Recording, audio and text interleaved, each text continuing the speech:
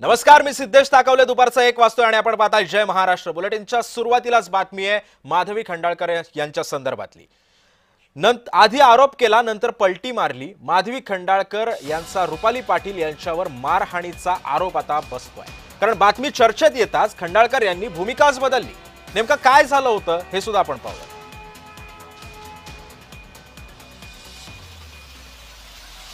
बातमी चर्चेत जेव्हा आली तेव्हा खंडाळकर यांनी आपले सर्व आरोप मागे घेतले.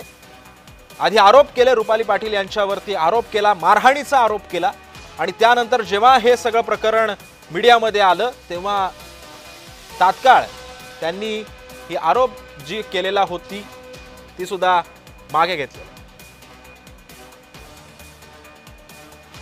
रुपाली पाटील आणि तिची बहीण, मावशी, मैत्रीण कोण मला माहिती नाही आणि तिचा भाऊ, तिचे सगळेजण इथे मला मारहाण करतात. माझ्या घरात घुसून त्यांनी मला मारहाण केलेली आहे. केवळ मी काल एक पोस्ट आणि माझं वैयक्तिक मत एक लोकशाही म्हणून मान्य केलेलं आहे. त्यामुळे लवकरात लवकर हा व्हिडिओ सगळीकडे शेअर केला.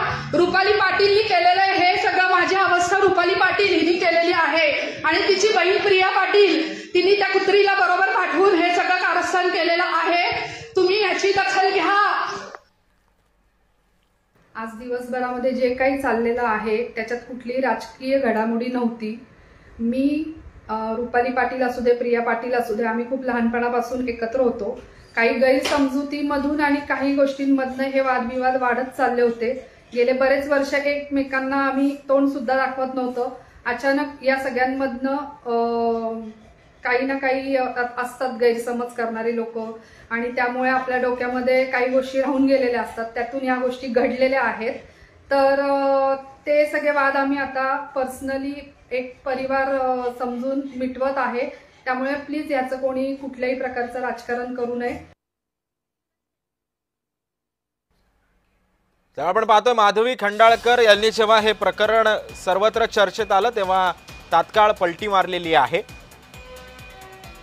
गैरसमजुतीमधून हा वाद झाला असल्याचं त्यांनी आता स्पष्टीकरण दिलं.